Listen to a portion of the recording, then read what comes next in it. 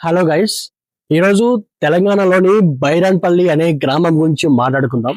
కొన్ని ఊర్లు మ్యాప్ లో ఉంటాయి కానీ చరిత్రలో పెద్దగా కనిపించవు. క్యాలెండర్ లో కొన్ని రోజులు ఉంటాయి కానీ కొన్ని తేదీలు మరపురాని తేదీలుగా మిగిలిపోతాయి. అలాంటి ఒక ఊరే బైరాన్పల్లి. అలాంటి ఒక తేదీయే 1948 ఆగస్ట్ 27వ తారీఖు. ఎస్, ఈ రోజు మనం బైరాన్పల్లిలో జరిగిన మారణకాండ గురించి చర్చించుకుందాం. మనందరికీ తెలిసిందే, 1947 ఆగస్టు 15వ తారీఖున మన భారతదేశానికి స్వతంత్రం వచ్చిందని. అప్పటికే హైదరాబాద్ ఇంకా ఆ భారతదేశంలో విలీనం కాలేదన్నమాట. సో ఆ టైంలోనే రజాకర్లు అనే సాయుధ బలగాలు తెలంగాణ ప్రాంతంలోని గ్రామాల్లో పడి పీడించేవారు ప్రజల్ని. అయితే ఇది ఇలా ఉండగా, సో మన బైరాన్పల్లి గ్రామం కూడా సాధారణమైన గ్రామమే. అంటే అక్కడ కూడా పండుగలు జరుపుకుంటున్నారు, హ్యాపీగా సంతోషంగా అందరూ ప్రజలు ఉండగా ఒక రోజు సడన్ గా ఊర్లో ఏదో గందరగోళం జరుగుతుంది. అంటే ఊర్లోకి ఎవరో వచ్చి అడ్డదిడ్డంగా నరకడం, చంపడం స్టార్ట్ చేశారనమాట. సో వాళ్ళే రజాకర్లు. అయితే చరిత్ర ప్రకారం చెప్పుకోవాలంటే అది 1948 ఆగస్ట్ 27. అప్పటికే స్వతంత్రం వచ్చి ఏడాది అయింది అనమాట. సో అప్పటి వరకు చాలా ప్రశాంతంగా ఉన్న గ్రామం.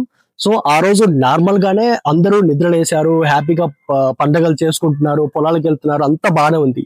సో ఆ రోజు మధ్యాహ్నం పూట, సో ఏదైతే మధ్యాహ్నం 2 తర్వాత ఏదైతే ఉందో, సో అప్పటికే రజాకారులు వచ్చి ఇళ్లపై దాడులు చేయడము, ఎవరిని పడితే వాళ్ళని ఇంటి నుంచి బయటికి లాగి చంపేయడము, సో ఇలా చేస్తున్నారు అనమాట. సో చాలా గందరగోళం ఏర్పడింది ఆ ఊర్లో. అనేక మంది అమాయకమైన గ్రామస్తులు, ఎస్పెషల్ గా చెప్పాలంటే అనేకమైన హిందూ గ్రామస్తులపైనే వాళ్ళు దాడి చేశారు రజాకర్లు అనే వాళ్ళు. సో దీంతో చాలా గందరగోళం ఏర్పడి ఆల్మోస్ట్ 200కు పైగా అమాయకమైన హిందూ ప్రజల్ని గొంతులు కోసి మరీ చంపారు రజాకర్లు. ఈ మర్చిపోయిన కథను ఈ తరానికి తెలియపరచడానికి, తీసుకురావడానికి చాలా కథలు, చాలా సినిమాలు వచ్చాయన్నమాట. సో ఈ ప్రస్తుతానికి మనకు ఛాంపియన్ అనే సినిమా కూడా సేమ్ ఇదే కథతో వస్తుంది. సో ఇదంతా జరిగిన తర్వాత, అంటే ఈ ఘటన తర్వాత, అంటే ఏంటి, రజాకర్లు రావడం, ఇళ్లలోని మనుషుల్ని బయటికి లాగి చంపడం. సో ఈ ఘటన అంతా జరిగిన తర్వాత కొన్ని రోజులకి, అంటే ఆల్మోస్ట్ ఒక 6-7 months తర్వాత హైదరాబాద్ సంస్థానం అన్నది భారతదేశంలో విలీనమైంది. కానీ విషాదం ఏంటంటే బైరాన్పల్లి గ్రామం యొక్క విషాద గాథలు, విషాదమైన మెమరీస్ అవన్నీ అక్కడే మిగిలిపోయాయి. సో ఇదంతా నేను ఎందుకు చెప్తున్నానంటే, ఇదేంటంటే తెలంగాణ ప్రాంతంలోని బైరాన్పల్లి యొక్క కథ.